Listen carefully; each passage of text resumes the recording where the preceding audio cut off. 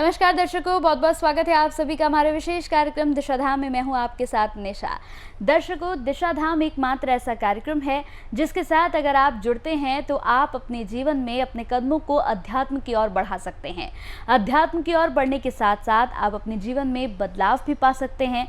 बदलाव के साथ साथ आप ढेर सारे हीलिंग कोर्सेज भी कर सकते हैं, हीलिंग कोर्सों का लाभ उठा सकते हैं। हीलिंग कोर्स करने के बाद आप अपने आसपास के लोगों को भी लाभ पहुँचा सकते हैं। तो चलिए अपने आज के इस विशेष कार्यक्रम को यहाँ पर शुरू करते हैं। शुरू करने के साथ ही मिलकर स्वागत करते हैं गुरु माँ तपेश्वरी नंदा जी का। गुरु माँ, बहुत बहुत स्वागत है आपका। अगर हम अपने हिंदू संस्कृति की बात करते हैं तो हमारी हिंदू संस्कृति में अनेक देवी देवताएं हैं। अगर ऐसा ही होता कि एक को हम मंत्र जपते रहें वही हमारी सभी आवश्यकताओं की पूर्ति करेगा तो ये संभव नहीं है। अगर आप हनुमान जी के पास जाएं और उनसे अपने विवाह की बात करें तो हनुमान जी कभी भी आपकी विवाह की पूर्ति नहीं करवाएंगे, क्योंकि वह स्वयं बाल ब्रह्मचारी हैं। हाँ, अगर आप हनुमान जी से बल बुद्धि मांगेंगे तो वो आपको अवश्य मिल जाएगी। आप माता के पास जाते हैं तो वह आपके शत्रुओं के लिए या आपकी जो आंतरिक बल है या जो आपका जो आंतरिक आपके अंदर जो विकार है वो दूर होंगे और आपके अंदर वो ममत्व पैदा होगा जो माता के अंदर है। आप अगर भगवान नारायण के पास जाते हैं तो वो आपकी इस भौतिक सुख सुविधाओं के लिए आपको जो है जीवन यापन करने के लिए सारी सुख सुविधाएं संपन्नता प्रदान करते हैं।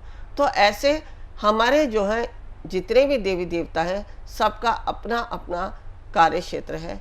जैसे अब हमने अपने जो ऐहिक सुखों के लिए सबके कार्य अलग अलग हैं। हम अलग अलग टीचर्स के पास जाते हैं, अलग अलग एक्सपर्ट के पास जाते हैं कि हमें ये कार्य सीखना है। ऐसे ही हमारे जीवन में जो भी कुछ हमें प्राप्त करना है वो सब परमात्माओं की श्रेणी भी हमारी अलग अलग बटी हुई है। कुछ लोग कहते हैं कि हमारे इष्ट हैं, हम इष्ट पे ही अपना जो है ध्यान लगाते हैं, वही हमारे सब कुछ है।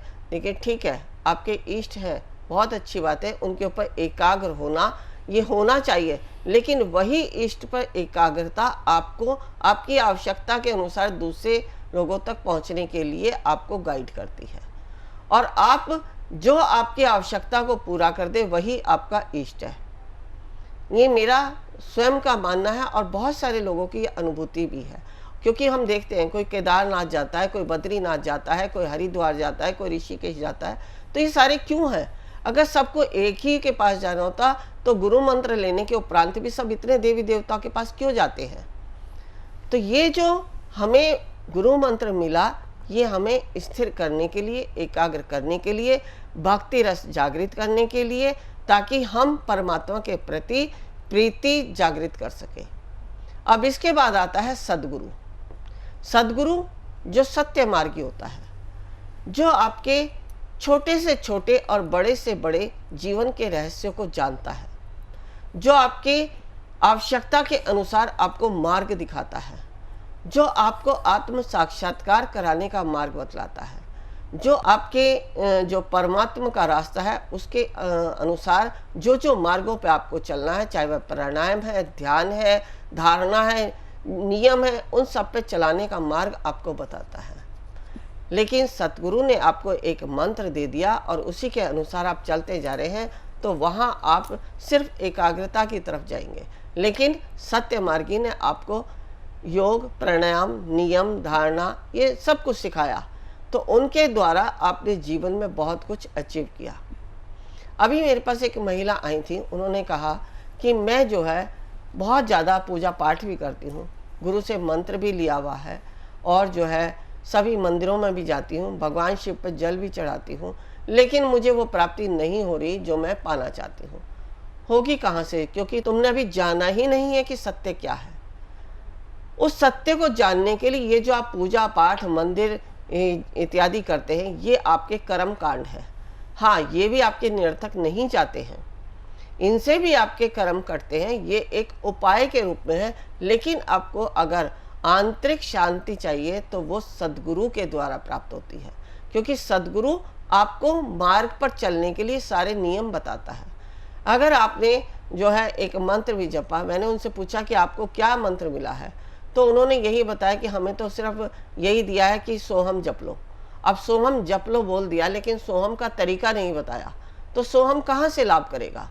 लेकिन अगर आपको सोहम जपने का तरीका मालूम है, सोहम जपने के लिए क्या नियम है, या आपको आंतरिक शांति के लिए या उस मंत्र के द्वारा पूर्णता की प्राप्ति के लिए आपको किन नियमों का पालन करना है, वही आपको नहीं मालूम, तो आप जो है उस मार्ग तक कभी भी नहीं जा पाएंगे।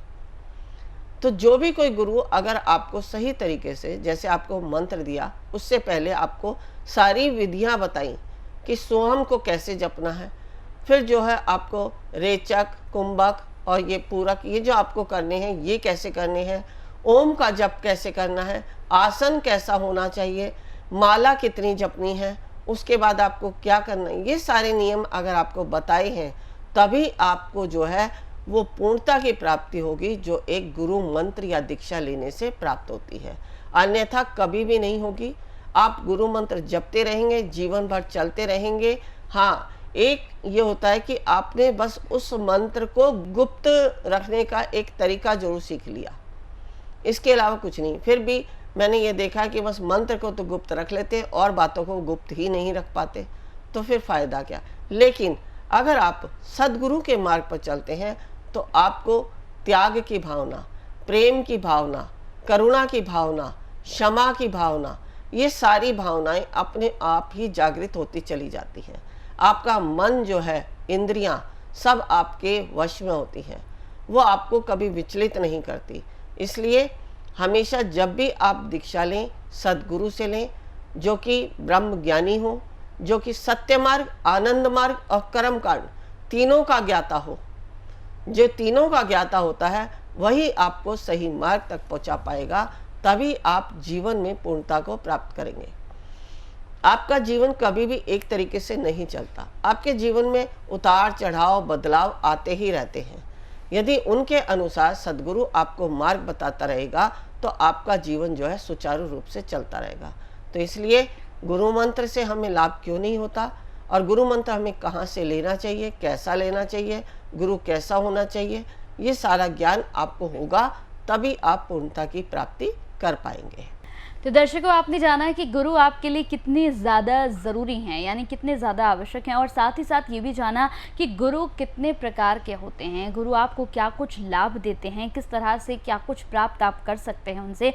ये तमाम जानकारी यहाँ पर गुरु माँ ने हमें दी है। अगर इसी तरह से और भी जानकारी आप पाना चाहते हैं तो टीवी स्क्रीन पर जो नंबर्स फ्लैश हो रहे हैं, आप इन नंबर्स पर कॉल कर सकते हैं। गुरु मंत्र आप लेना चाहते हैं तो भी आप गुरु मंत्र भी ले सकते हैं। अगर आप चाहते हैं गुरु माँ से मिलना तो आप मिल भी सकते हैं, लेकिन एक छोटा सा अपॉइंटमेंट आपको ज़रूर लेना होगा।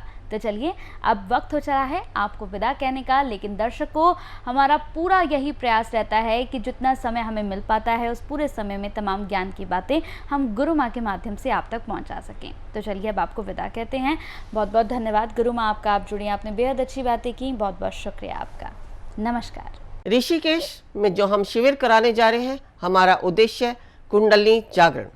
कुंडलिनी जागरण के लिए आवश्यक है ओम को सिद्ध करना, नागपाश खोलना, विचारों से शून्य होना, समर्पण भाव आना, शरीर में बैठने की क्षमता होना, तभी आप प्राप्त कर सकते हैं कुंडलिनी शक्ति को।